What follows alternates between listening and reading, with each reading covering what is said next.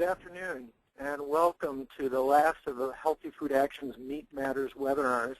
Today in Cultivating Health, we're talking about meat production, antibiotics, and the microbiome. A special thanks to our co-sponsors for today's webinar, the Infectious Diseases Society of America, IDSA, the Alliance of Nurses for a Healthy Environment, and the Center for a Livable Future at the Johns Hopkins University Bloomberg School of Public Health. I'm David Wallinger, the Director of Healthy Food Action, and Healthy Food Action is a 3-year-old effort to engage American health professionals nationally around issues in food and farm policy, policies that are critical, we think, to creating and maintaining a healthier nation and a healthier food system. Helping out today and making sure the webinar runs smoothly is my colleague, Rebecca Klein. Today we have 3 excellent speakers. The first is Dr. Martin Blaser, a physician and professor of microbiology and medicine at the NYU School of Medicine. He directs the Human Microbiome Program as well. In a distinguished career, Dr. Blaser has also served as the president of IDSA, as chair of the NIH Advisory Board for Clinical Research, and has been elected to the Institute of Medicine. He's talking today about his recent book, Missing Microbes, and his ongoing interest in the relationships we have with the bacteria that persistently colonize us and the impacts of those bacteria on our health. Second up is Dr. Lance Price, a microbiologist and professor at the George Washington University Milken Institute's School of Public Health. He also directs the TGen Center for Food Microbiology and Environmental Health. Dr. Price is a researcher who also works with organizations and policymakers to develop science-based policies to curb antibiotic overuse in food animals and to help stem the emergence of superbugs. In his laboratory, Dr. Rice uses cutting-edge DNA sequencing to track new antibiotic-resistant bacteria. And finally, we'll hear from John Billington, a public health lawyer who directs health policy at the Infectious Diseases Society of America. There, he also staffs committees on public health and on antimicrobial resistance. In addition, he coordinates a new group of groups called SFAR for the U.S. Stakeholder Forum on Antimicrobial Resistance. John's law and public health degrees are both from Ohio State University. After our 3 presentations, Rebecca Klein will be moderating questions. In front of you, you should see a screen on how to do so. Please don't wait, but submit your questions anytime during the webinar. The earlier, the better. That will give us time to organize them and pony up the best questions for the speakers. Use the right-hand menu on your screen. Look for the box labeled Enter Question for Staff. Type in your question and then hit Send. In the 20 minutes or so that we'll have for questions at the end, we'll get to as many as possible. And presenters, please keep your responses brief so that we're able to do that. For those who are not speaking, please put yourself on mute so we don't hear sirens and things. That would be very helpful. And now let us switch to Dr. Martin Blaser for his presentation. Dr. Blaser, you should have control of this slide shortly. Thank you very much. And I'll tell you that the sirens that you hear are in my neighborhood here in New York City. So that will give you a real-world flavor. I'm sitting here in my office at Bellevue Hospital. And today I'm going to talk about antibiotics on the farm, lessons and consequences. Now, I'm trying to advance the slide, but I seem to be having a problem. Could someone help me advance to the next slide?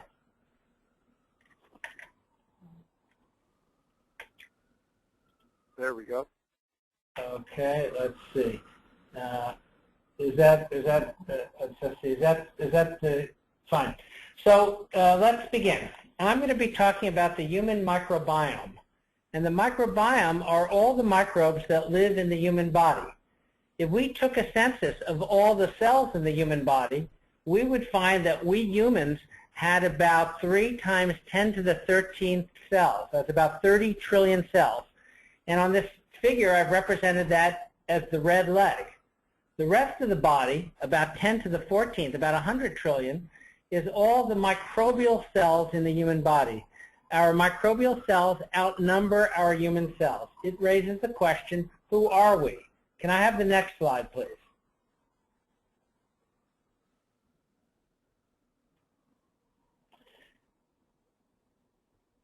So we can ask a series of biological questions. Somebody's advancing this too fast. We can ask a series of biological questions related to the human microbiome. What is the identity of the microbes that populate their hosts? Next slide, please. What are these microbes doing? Next slide, please.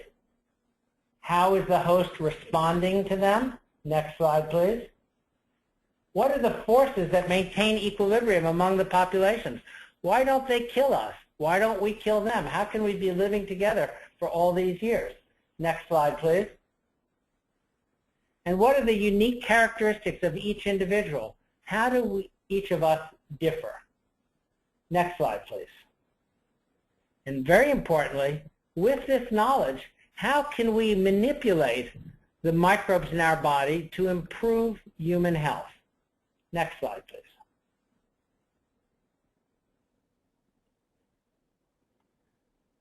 Now, an important question is, when does the microbiome become established?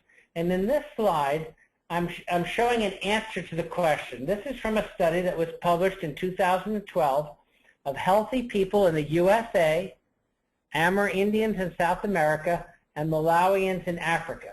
The x-axis is a time scale, and each of the circles here is a representation of the composite of the intestinal microbiome in one person. The y-axis is called the unifract distance between children and adults. It's a measure of dissimilarity. And what the data show is that when children are born, their microbiome is very, very un-adult-like. But gradually and progressively, it becomes more and more adult-like until it flattens out. And what's remarkable here is that this happens by the age of 3 years. So the first 3 years of life is when the microbiome is forming. It is the most dynamic. It's also when the baby is developing. They're developing their metabolism, their immunity, their cognition. Next slide, please.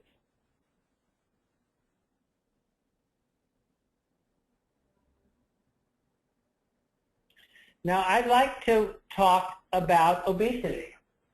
And this slide looks at maps from the Centers for Disease Control looking at obesity trends in U.S. adults over a period from 1989 to 2010.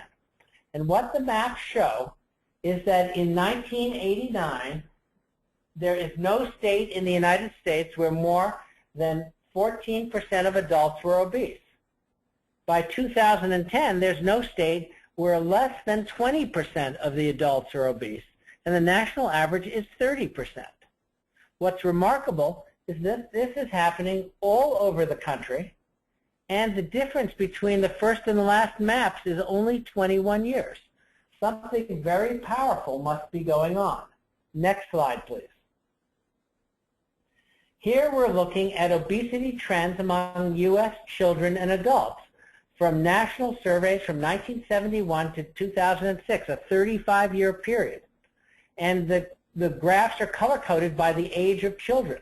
And what we can see is the rates of obesity are going up in children, even including the very youngest children in the first few years of life. This means that the obesity epidemic is starting early in life. So what could be powerful enough to explain such a widespread phenomena beginning so early in life? Next slide, please.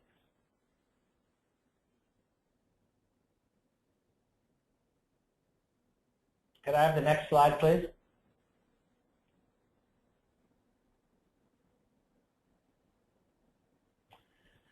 So I'm going to contend Dr. that... Blazer, it's just the system is being slow, so we have to give it a moment. Sorry. Okay, it's very slow. Thank you.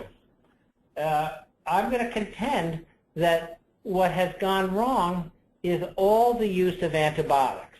Now, in this slide, I show the headline of a paper that appeared in a medical journal in 1945, shortly after the introduction of penicillin. And that showed that penicillin was a miraculous drug for treating critically ill people. It cured people. It saved lives of people with life-threatening infections. And this was a report of 64 people. But since then, doctors have been using antibiotics more and more and more. And antibiotics are used not just in human health, they're used in all other areas. And our growth of antibiotics has been tremendous. Next slide, please.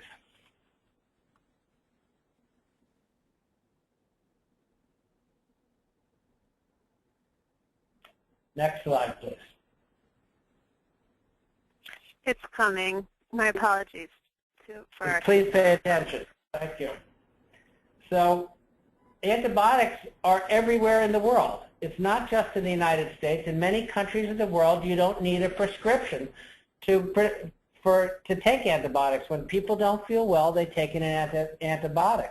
This is a photo I took in a tiny little village in Peru.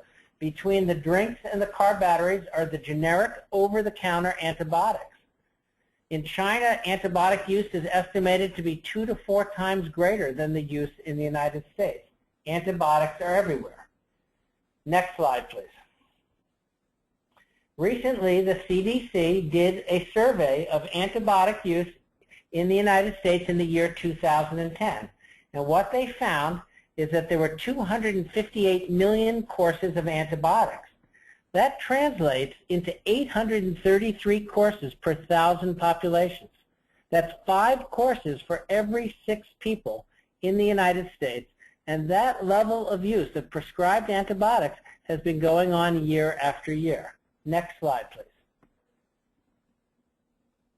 We did a back-of-the-envelope calculation, and we estimated that in the first 2 years of life, the average child in the U.S. gets nearly 3 courses of antibiotics. By the time they're 10, they get 10 courses, and by the time they're 20, they get 17 courses. These numbers seem high, but in fact, they're quite consistent with many other studies. Our antibiotic use, especially in childhood, is incredibly high. Next slide, please. Now, the CDC also looked at the geography of antibiotic use, and this map shows it by region of the country. The national rate is 833 courses per 1,000 population. In the Northeast and the Midwest, it's similar to the national rate. In the West, 638. It's a lot lower. But in the South, it's a lot higher. There's a 50% difference between the West and the South. Now, as an infectious disease doctor, I can tell you that there's not a 50% difference in the rates of serious bacterial infection. This reflects differences in practice and in culture. Next slide, please.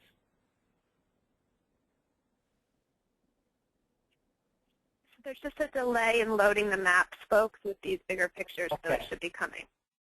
Thank you. This slide shows comparisons between the geography of obesity on the left and the geography of antibiotic use on the right from 2010. They're both maps supplied by the CDC. And when you look at these maps, you see remarkable similarities between them. Now, these are observational data. They don't tell us if A causes B or B causes A or C causes A or B. But they certainly get your attention. There's a lot of co-occurrence of obesity and antibiotic use. So we decided that we were going to study it more experimentally. And we took advantage of something that has been going on since the 1940s. Next slide, please.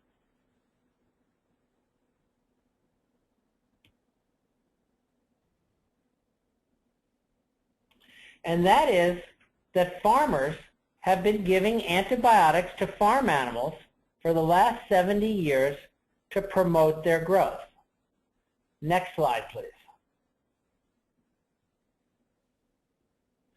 Farmers found in the 1940s that if they treated animals with low doses of antibiotics, what are called sub-therapeutic antibiotic treatment, or what we abbreviate as STAT, that will promote the growth of their livestock. They found that it works in chickens, cows, sheep, and swine. Any animal that they've tried, it works in. Next slide, please. It works for a variety of different antibiotics and other antibacterial agents, regardless of their chemical structure, their class, their target, or their spectrum. Antibacterials work, but antifungals and antivirals do not work. Next slide, please. Importantly, when they studied the effect of the age at which they were administered in swine, they found that the earlier in life they started the antibiotics, the bigger the effect on the rate of growth of the swine and on the feed efficiency, the ability to convert food calories into body mass. This immediately suggested to us that it's a developmental phenomenon. Next slide, please. So we began to do studies in mice so that experimentally we could give mice the kinds of antibiotics at the doses that are given on the farm or not as controls. We would measure the properties of those mice. We would look at the microbiome, and we would search for relationships. Next slide, please.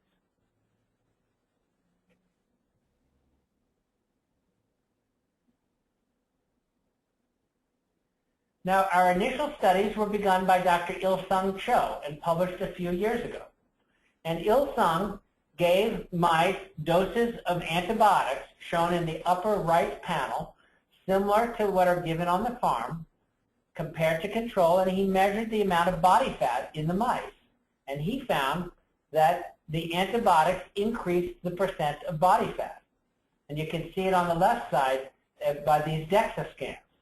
So this was our first evidence that antibiotics are changing the composition of the body of the animals that receive them. Next slide, please.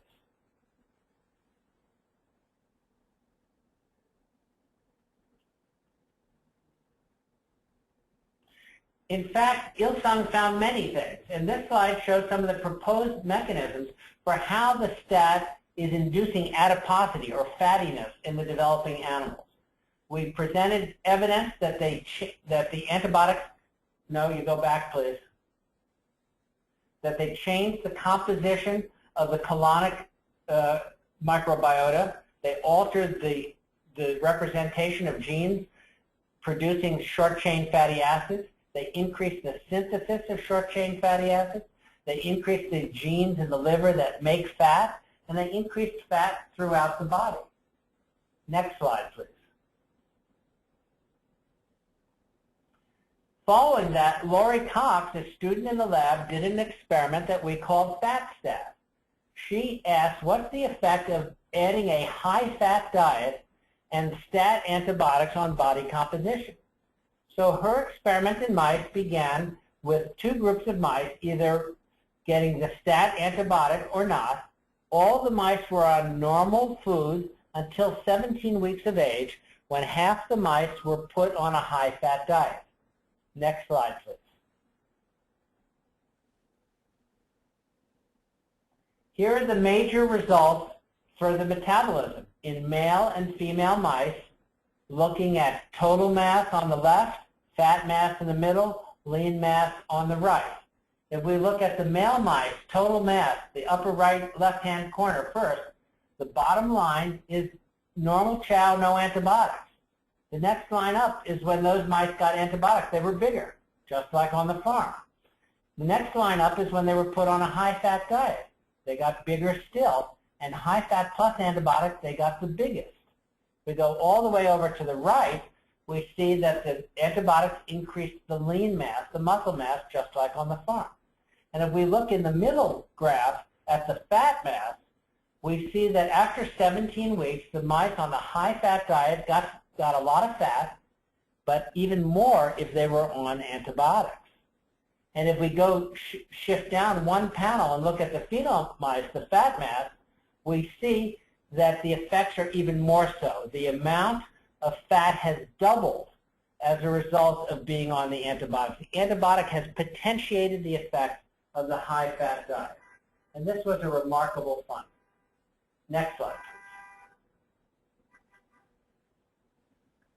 Now, the last experiment I'm going to show you is an experiment we call Durastat. We asked, is the fattiness or adiposity durable with limited antibiotic exposure? Up to this point, the animals were on antibiotics all their life. But now we asked, compared to no antibiotics, what happens if they were on it for 28 weeks, or 8 weeks, or only 4 weeks? Next slide, please.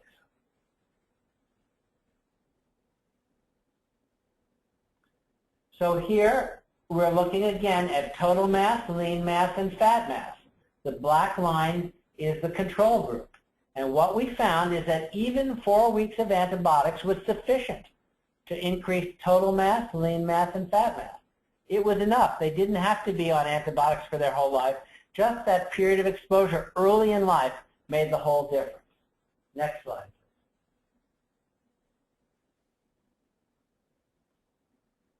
Now in this slide, we're going to examine what happened to the microbiome. This slide is a representation of the community structure of the microbes in the fecal specimens from mice at 3 weeks. If you look to the right, you will see that at 3 weeks, there are only 2 groups of mice, control mice not receiving antibiotics, or all 3 of the stat groups are still receiving antibiotics at 3 weeks.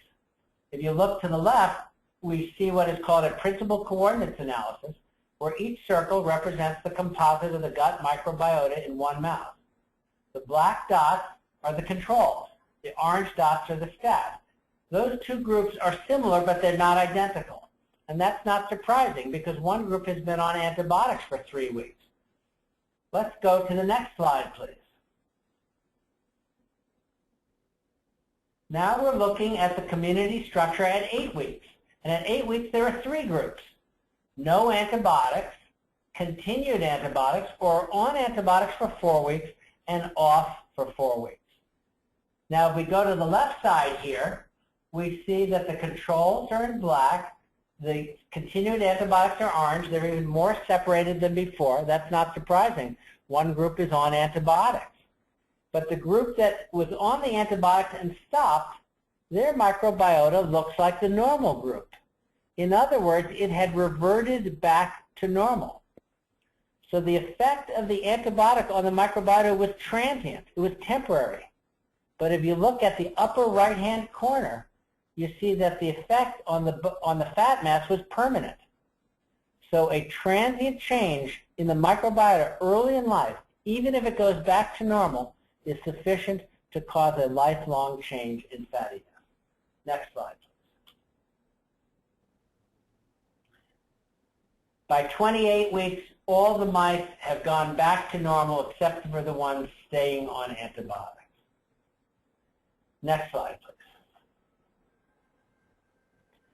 So I want to finish by saying that the experiment that farmers have been doing for the last 70 years on the farm has taught us a lot about why our children may be getting fat.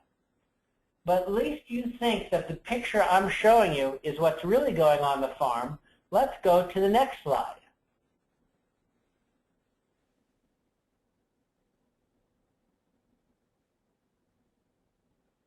This slide shows a feedlot, and that's how most of the cattle are grown in this country.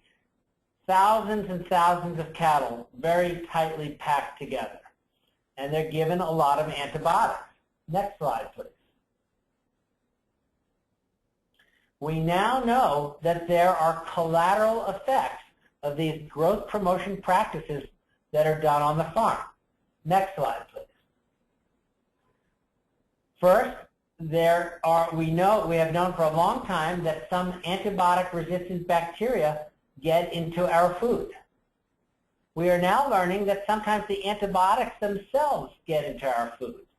And next slide, please. And recently we've been learning that the excreta from these farm animals that are containing antibiotics are sometimes contaminating our drinking water. There was a recent article in China how this is happening at such a large scale as well. Next slide, please.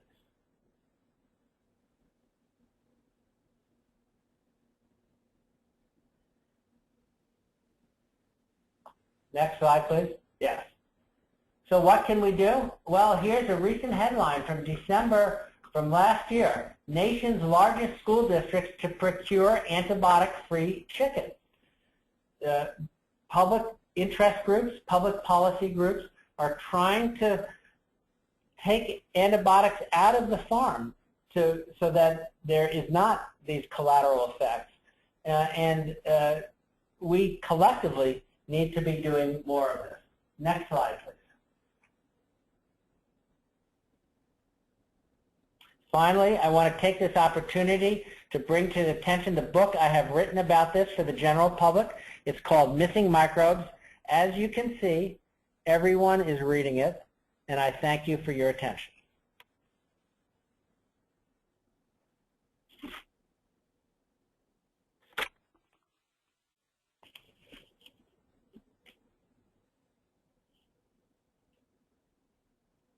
Dr. Blazer, thank you for that great talk. That was really engaging.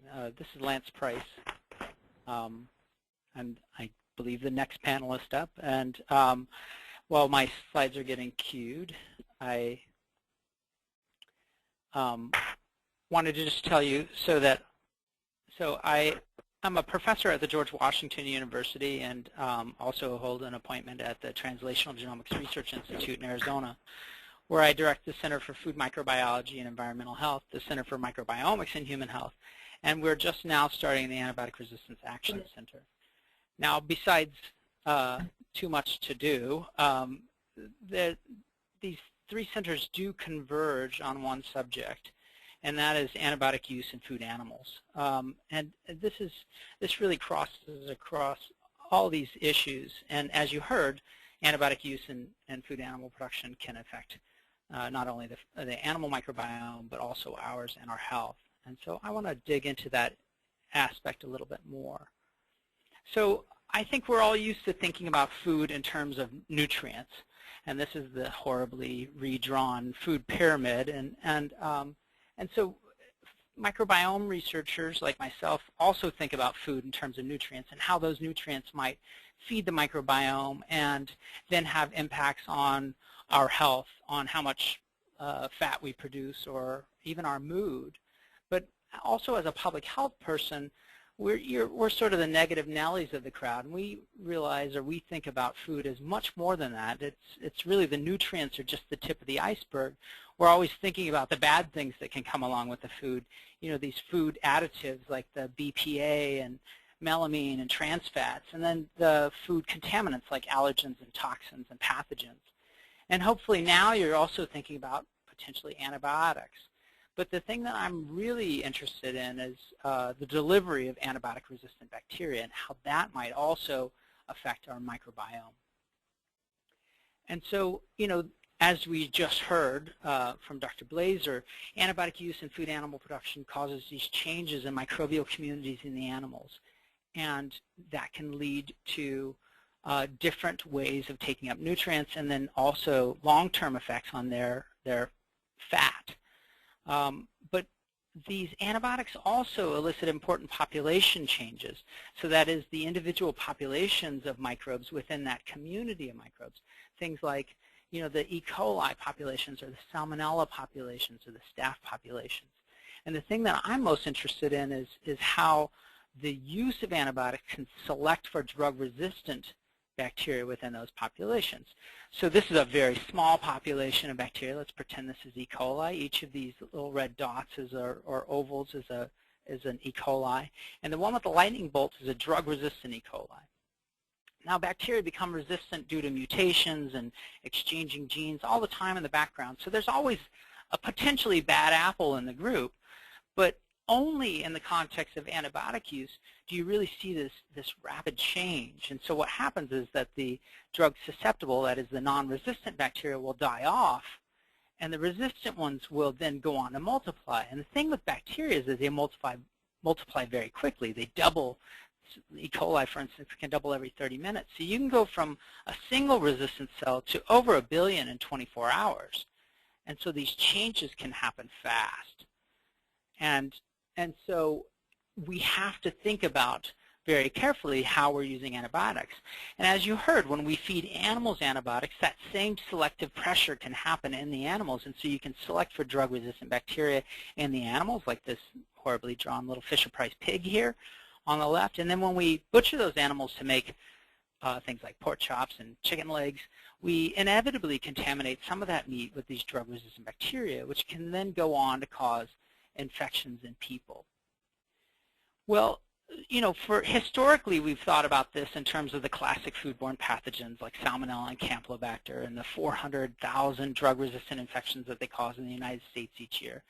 But I want to push us further. I want us to think about this, about the other bacteria. So what we've done is we've been applying these same microbiome techniques to understand, well, what's the microbiome of meat? And it turns out there's lots and lots of different bacteria on the meat, and including some of what we call the colonizing opportunistic pathogens. And so people can become exposed to these bacteria by handling or ingesting these meat products, and these bacteria can become transient or even long-term constituents of our microbiome. And so that presents a long-term potential threat. They can also, because they share genes, the foodborne bacteria, represented in red here, can make copies of their resistance genes and actually pass them to our resident microbiome, represented in blue here. So they can also deliver resistance genes to that community. And as I mentioned before, we're very concerned about what are called colonizing opportunistic pathogens, or the COPs. Those are the bacteria that live in and on us, and most of the time are, you know, no problem. But every now and then, when they get in the wrong place, when they get from the gut to the urinary tract, for instance, they can cause problems. And when they're resistant, they're really hard to treat. And so I'm thinking about this in terms of food delivering the COPs, the colonizing opportunistic pathogens. And the two big bugs that are sort of the quintessential COPs are Staph, Staphylococcus aureus, and E. coli. These are two of the biggest killers, bacterial killers in the United States. And resistance is a big deal. So these are the super bugs, right? So let's just talk about these two bacteria for a minute. And again, as I mentioned, these are just two of many, many different bacteria that contaminate food. So Staph aureus, it colonizes about 30% of us. It infects hundreds of thousands, so we're differentiating those that are just living on us versus those that infect us. And MRSA alone, that's the methicillin-resistant Staph aureus, kills over 11,000 people in the United States each year. Now we found there was a new strain of MRSA that emerged just a few years ago in livestock. And what we found by applying these DNA-based methods was that this strain originated, it appears to have originated in people, circulating in people, and it wasn't resistant. Then it jumped from people to animals, where we use lots of antibiotics, as has been mentioned, and then we end up with MRSA. So then it makes this transition from susceptible to resistant, and then we start seeing these transmissions from animals to people. So the people walking into these houses all the time are getting this MRSA, this livestock-associated MRSA, becoming part of their microbiome, particularly in their nose. So that's where staph likes to live. And then they bring it home and they can share it with their family members. So that's really what we call the livestock-associated MRSA. But now we're starting to see examples of people carrying the livestock-associated MRSA strain that have no primary or secondary exposure to livestock. So they're not living with or working with animals. So how are they getting exposed? We think it's person-to-person transmission in the community.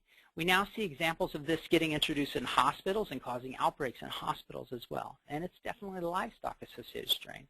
And now we're also seeing examples of foodborne transmission, or at least putative foodborne transmission of these staph. And so food can deliver these colonizing opportunistic pathogens, these drug-resistant strains, to people, and they can become part of our microbiome and then go on to cause infections. The other bacterium that I mentioned, just to wrap this up, we do see a lot of Staph aureus in our U.S. meat supply, and up to almost 80% of ground turkey products that we tested. So it's out there, and each time we handle that, that's a potential transmission event. The other bacterium is E. coli. So you're probably used to thinking about the kind of E. coli that causes diarrhea. That's the bad, what I've deemed the bad bacteria here in brown, causes the dramatic foodborne outbreaks. There's also the kind that we all carry around with us, the commensal E. coli. But then there's the ugly, the kind of E. coli that causes extraintestinal pathogenic E. coli that causes extraintestinal infections. So these E. coli have these special attachment factors that allow them to attach to the cells of the bladder, and then they can ascend from the bladder into the kidneys, and then from the kidneys they can get into the blood and cause what we call sepsis or deadly blood infections. And antibiotics are key treatments to preventing or to stopping these infections. And so it's important to recognize this relationship between E. coli and urinary tract infections. E. coli is the dominant uropathogen. The gut is the immediate reservoir, so our microbiome is actually the source of these infections. Our gut microbiome is the source of urinary tract infections in most cases. And so understanding how the gut itself gets seeded with these E. coli is really important. And that's where we're looking at food as a potential source. So we've looked at thousands of meat products now. And what we find is that there's lots of E. coli in the food supply. 90% of the turkey, 90% of the chicken, and 60% of the pork is contaminated with E. coli. And when we look at those E. coli specifically, we find that 30% of that on the turkey and 20% of that on the chicken and 10% of that on pork is the kind that can cause these urinary tract infections. So again, thinking about the food as a delivery system of bacteria, these can deliver these dangerous bacteria into our guts. And it turns out that they're often resistant, and they're often resistant to the very antibiotics that we use in animal production. So each of these three-letter codes down here is a different antibiotic. The height of the bar represents what percentage of the E. coli were resistant, and then these are the different meat types that we tested. You see lots of resistance, and particularly in ground turkey, we see lots of resistance there. So we have to think in terms of food as potentially delivering these drug-resistant E. coli. Now, what we've been doing is looking at the DNA, and we find that the E. coli that's in the meat supply, these XPEC, and the E. coli that are causing urinary tract infections in the same city, there's about a 10% overlap between these, looking at the highest resolution genotyping systems. So it really looks like some of these are bleeding over from the food supply, making their way into our microbiome, and then making their way again into infections. And so this is a new area that we really have to study. And we have to remember that food is not just nutrients. So here's the paradigm. What we think is happening is that we're selecting for drug-resistant bacteria. They're spreading to people and causing these drug-resistant infections. So my last two slides, these are the risks of antibiotic use in food animal production extends well beyond this exacerbation or even the causation of this obesity epidemic that we're seeing. This is a really important thing, and it's really the pioneering work of Dr. Blazer that's helped bring this to our attention. And I think that I don't want to just breeze over that. That's a really important piece. But it goes beyond that, and it includes drug-resistant infections. And so I have to ask in my last slide, I want to just pose this question. Is this increased efficiency in animal production worth the added risks of obesity, of drug-resistant infections, of changing our microbiome? Thank you.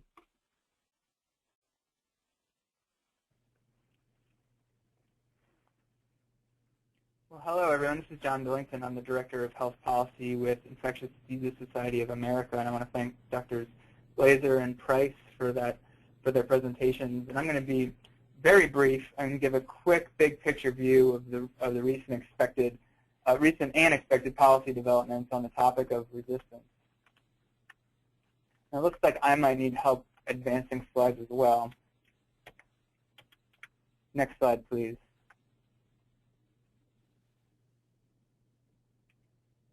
John, it looks like from my end that it's happening. There's just a bit of a delay. Okay. Oh, I see.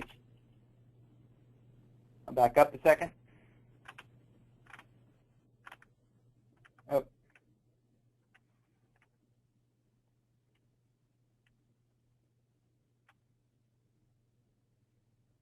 Okay. So I see, yeah. Here we go. We'll get started. Sorry, everyone. So IDSA, as you may know, is a professional society of 10,000 plus infectious disease specialists, including both Drs. Blazer, a past president, and Dr. Price. Most of our members, in fact, I would say the vast majority, are either providing direct clinical care or contributing to clinical care. And for the last decade or so, we've been advocating on behalf of our members, but also of our members' patients, indirectly. We are not a patient advocacy group, but but our members do care about their patients because they've been seeing them suffering from life-threatening infections and deadly infections in some cases with no antibiotics to help treat them. And this is just a few examples of the patients.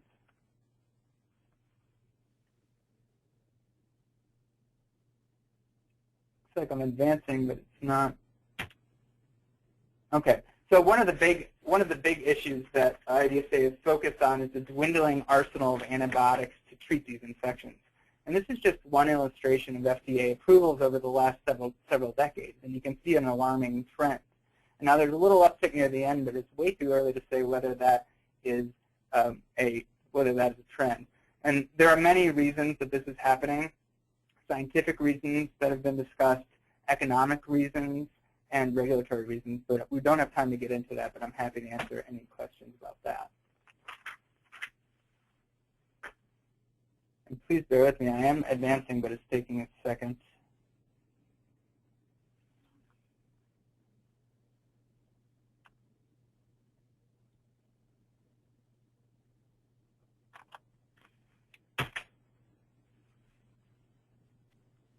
Okay, so this is a graphic illustrating the IDSA's campaign over the last few years. Started in 2010.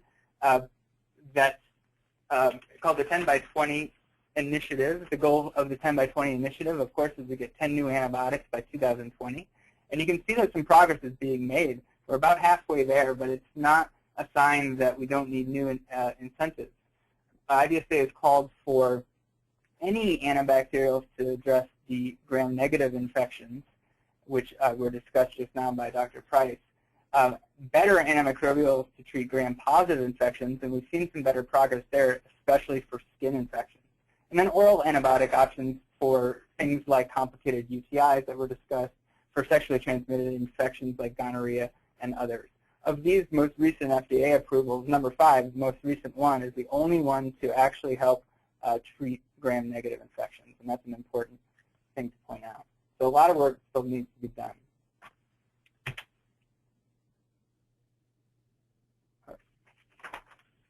Looks like I lost it.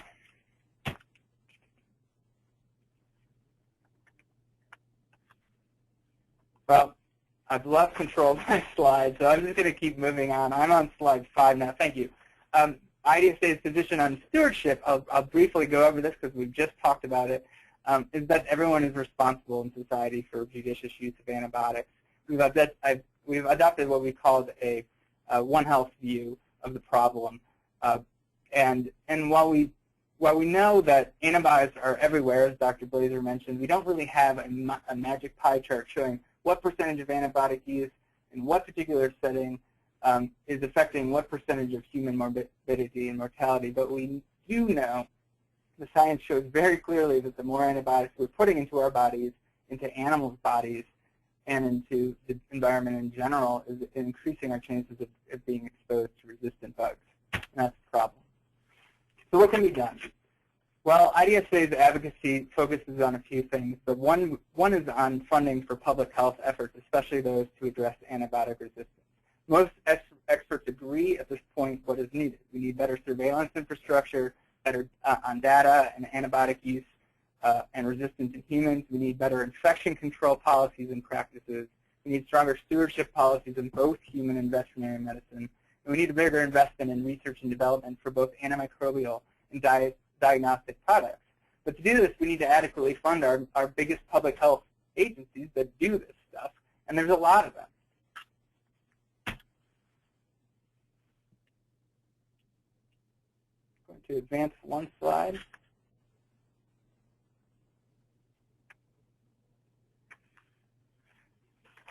In some cases, we might also need some legislative fixes. And in this case, Congress's track record isn't great either. This is just a few examples of some legislative options that have been on the table, introduced in the past, and likely to be introduced in this Congress, and you'll see that only one of those bills has been passed.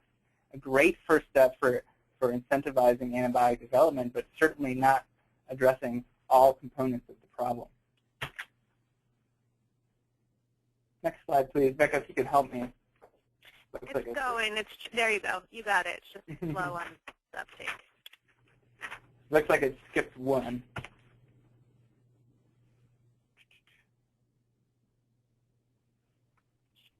Okay, here we go.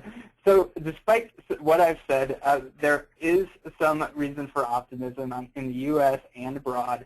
On the U.S. side, last September, we were very excited to hear the President announce a series of reports, one from the PCAST Commission, which is his Council of Advisors on Science and Technology, that lays out some recommendations for national interventions and global interventions to reduce resistance.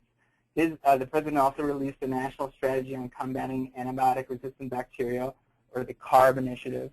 And then accompanying that was the executive order asking the departments of HHS, DOD, and the U.S. Department of Agriculture to work together on taking that strategy and making it into an actual plan. Now, we're expecting that plan to at least make it to the President's desk sometime late winter.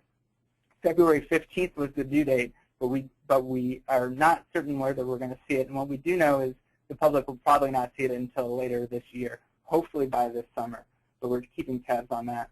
On the global side, we're also seeing some momentum. Last April, they released a surveillance report, and following that in May, the World Health Assembly put out a resolution urging member states to take action on resistance.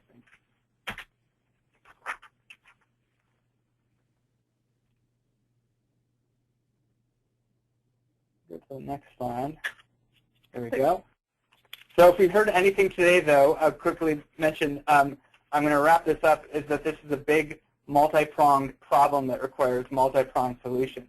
And it's very difficult for stakeholders to keep track of everything. Not only is the subject matter diverse, but so are the various regulatory schemas. Let me go to my last slide. As we're waiting, I'll just say this year IDSA convened a new stakeholder group called the U.S. Stakeholder Forum on Antimicrobial Resistance, or SFAR. And we're proud to report 100 or so national organizations who have joined. We had our inaugural meeting in October 4th, 2014, and it was a resounding success with many participants from the U.S. government. And we're open to new partners, so please do get in touch with me if you're interested in joining that. And then the last slide is my contact information, and that may come up, but I will turn it over for questions. Thank you.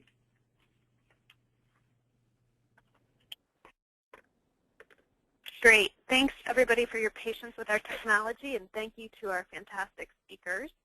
A few questions have come in. I'm going to combine a couple of them for time's sake. This first one that I'm combining came in during Dr. Price's talk, but again, anybody can answer of our speakers. There's some questions sort of about whether all kinds of antibiotics are causing this increased weight gain, so maybe Dr. Blazer can address that. And then whether there's any data comparing the prevalence of antibiotic resistance on meat, antibiotic-resistant bacteria on meat in the U.S. versus Europe, or organic versus conventional. I'll answer the first question. Yeah, I'll answer the first question, and that is what's remarkable on the farm is how many different antibiotics are able to cause growth promotion. It's just remarkable. It seems that all you have to do is perturb the microbiota early in life, and that'll do it. And as far as we can tell in the mouse models, we're not seeing big differences between the agents, but we have not done extensive work. So it is possible that some antibiotics in children are worse than others. We don't know the answer yet. Thank you. And as far as the comparing products raised with and without antibiotics and the prevalence of drug-resistant bacteria, that's sort of a mixed bag. Some of our early studies showed that there were significant differences with drug-resistant Campylobacter, for instance. And then I've reviewed a lot of literature showing seeing differences in drug resistance rates, much fewer drug-resistant salmonella on products raised without antibiotics. But my own work on E. coli has shown less of a distinction. So we'll see a distinction in terms of gentamicin, which is a drug that they commonly use to inject chicken eggs.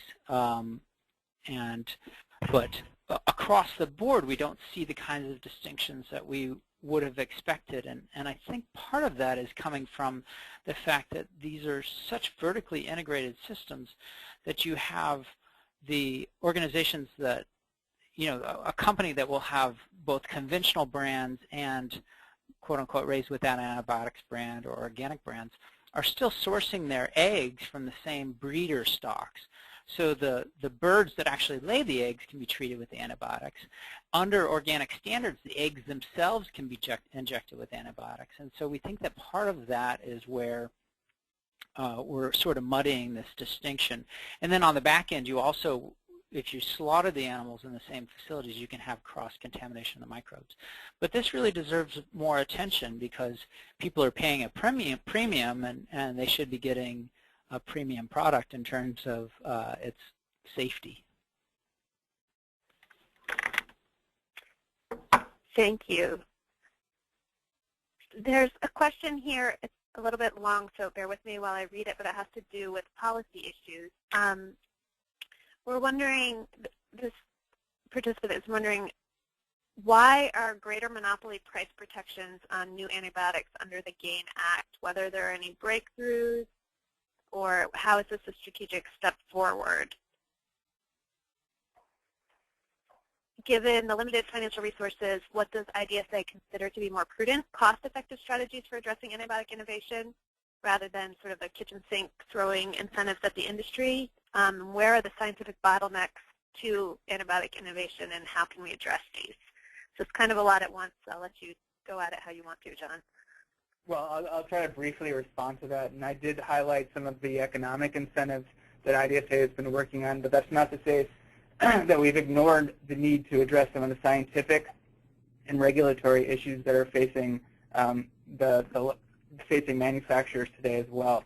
So on the research side, we've always supported more funding to NIH. Yesterday's announcement of a new category of antibiotics using a unique method of, I will not try to explain it, I know the other presenters can do that better, is a great example of where NIH money, public funding, went to researchers directly to come up with some new science that can help us get somewhere. So that's one area. On the regulatory side, we've been working to with FDA to design pathways that are either under FDA's current authority or that need regulation, legislation to change the way that that the FDA reviews some of these studies, especially when there are so few individual patients being infected by the worst bugs. It creates a big problem for trials, and because big trials are impossible because there just aren't that many patients to enroll. So we have to revisit some of the tried and true regulatory pathways to see if there's a way to create safe drugs that work, that are the last resort for certain patients who have no other alternatives. I'm going to jump in here. This is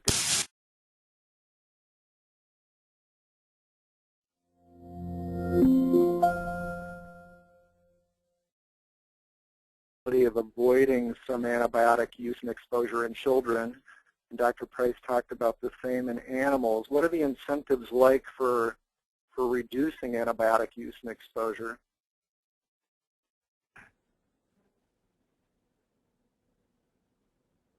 The incentives where? In animals or in kids? Both. I mean, well, it's one of the reasons I wrote the book, Missing Microbes, is to inform the public. The public thinks that antibiotics for their child has no cost. And we've all been thinking that for the last 50 years.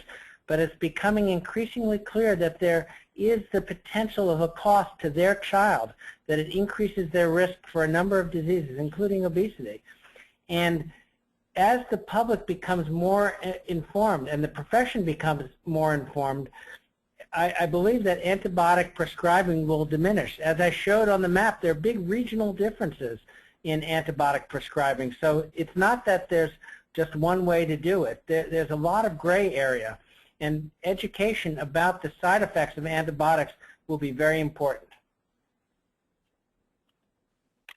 I think the payers are going to have, the insurance companies are going to have a big role in this as well. I mean, as they see the additional costs of drug-resistant infections and multi-drug-resistant infections and pan-resistant infections because of the rampant use of antibiotics for common and sometimes unnecessary infections, then they may put pressure on the physicians to stop using so many antibiotics.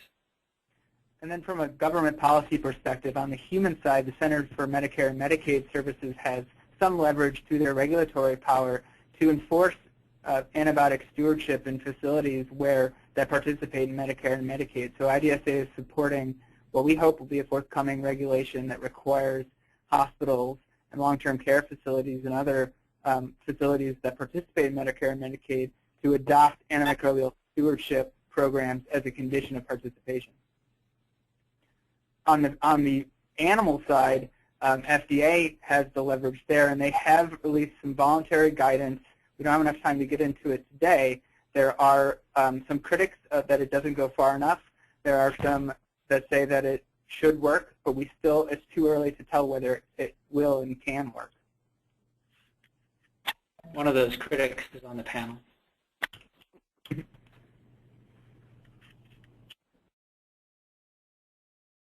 Becca, do you have one more question, and then we should probably wrap up the webinar?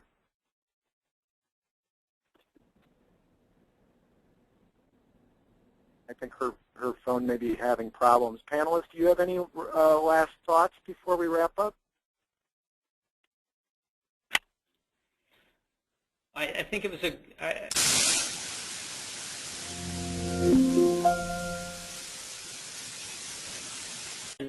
to the risks of antibiotic overuse, and I hope that I was able to underscore the importance of resistance, and then it was great to hear about what IDSA is doing to try to address this issue. So thank you for having it, David.